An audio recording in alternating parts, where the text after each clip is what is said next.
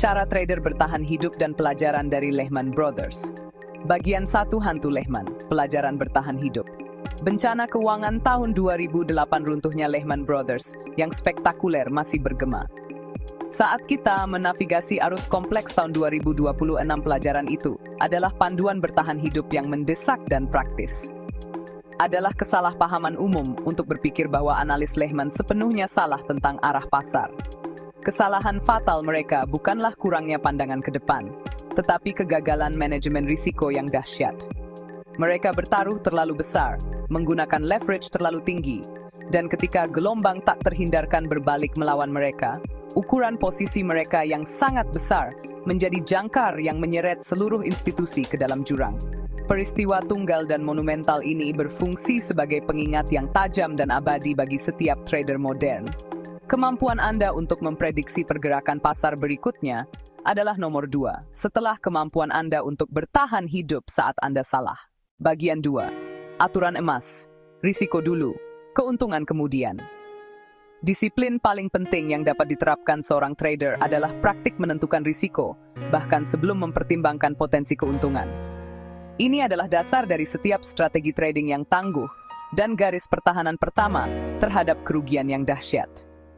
Sebelum Anda mengklik tombol beli atau jual, pertanyaan pertama Anda harus selalu, berapa kerugian maksimum yang dapat saya terima pada trading ini?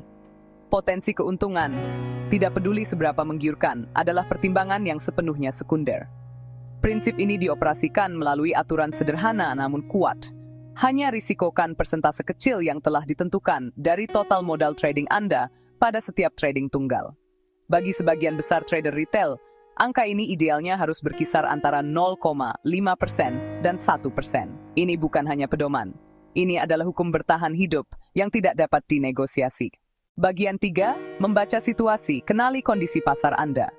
Trader yang sukses seperti pelaut berpengalaman, Anda tidak dapat menggunakan konfigurasi layar yang sama untuk laut tenang seperti yang Anda lakukan untuk badai yang mengamuk. Pasar tidak statis, mereka ada dalam kondisi berbeda. Kegagalan mengenali kondisi adalah jalan menuju kehancuran. Strategi Anda harus adaptif. Kita menyederhanakan kondisi menjadi 3. Normal volatile chaos, mengidentifikasi rezim adalah keterampilan penting. Setiap rezim menuntut tindakan dan postur psikologis berbeda. Rezim normal. Pergerakan dapat diprediksi, tren jelas, support and resistance terdefinisi. Salah satu jebakan psikologis yang paling berbahaya dalam trading adalah kepercayaan diri berlebihan yang muncul setelah serangkaian trading yang sukses. Ketika pasar dengan murah hati memberi Anda keuntungan 2 kali berturut-turut, 3 kali berturut-turut, 4 kali berturut-turut, bias kognitif yang halus namun kuat mulai menguasai. Anda mulai merasa tak terkalahkan, percaya bahwa Anda telah menguasai pasar. Perasaan euforia ini seringkali menyebabkan hilangnya disiplin. Ini menggoda Anda untuk melanggar aturan, Anda meningkatkan ukuran posisi Anda melebihi batas, dan mengambil pengaturan yang biasanya Anda hindari. Ini adalah nyanyian merdu kesuksesan yang telah memikat banyak trader ke jurang kehancuran finansial. Meskipun stop loss yang ditempatkan dengan baik adalah alat penting, itu harus dilihat sebagai garis pertahanan terakhir, bukan satu-satunya.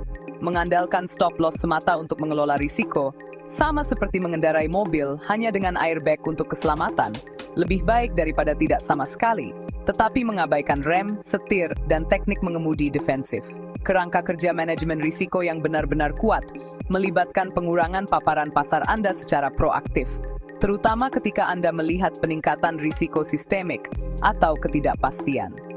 Ini adalah pendekatan yang bernuansa dan multisisi, yang jauh melampaui mekanisme sederhana memotong satu trading yang merugi. Ini tentang mengendalikan jejak total Anda di pasar. Cara paling langsung untuk mengurangi paparan adalah dengan mengurangi ukuran posisi Anda. Seperti yang disebutkan saat membahas rezim pasar, jika Anda merasakan peningkatan volatilitas atau melihat awan badai berkumpul di cakrawala ekonomi, mengurangi ukuran lot standar Anda sebesar 30%, 50%. Pelajaran utama yang diajarkan oleh kejatuhan Lehman Brothers dan karir para trader yang gagal adalah ini. Tujuan utama pasar bukanlah untuk menang, tetapi untuk bertahan hidup. Keuntungan hanyalah hasil sampingan dari umur panjang. Pasar adalah arena yang jarang menghukum trader karena salah arah. Ia tanpa ampun menghancurkan mereka yang tidak siap untuk salah. Ini membutuhkan pergeseran pola pikir, menjauh dari sensasi kemenangan jangka pendek menuju strategi jangka panjang untuk pelestarian modal. Fokus Anda harus pada memastikan Anda memiliki modal yang cukup untuk bermain besok. Fokus Anda harus pada memastikan Anda memiliki modal yang cukup untuk bermain minggu depan. Fokus Anda harus pada memastikan Anda memiliki modal yang cukup untuk bermain tahun depan. Segala sesuatu yang lain adalah sekunder. Rangkulah pola pikir pemain defensif.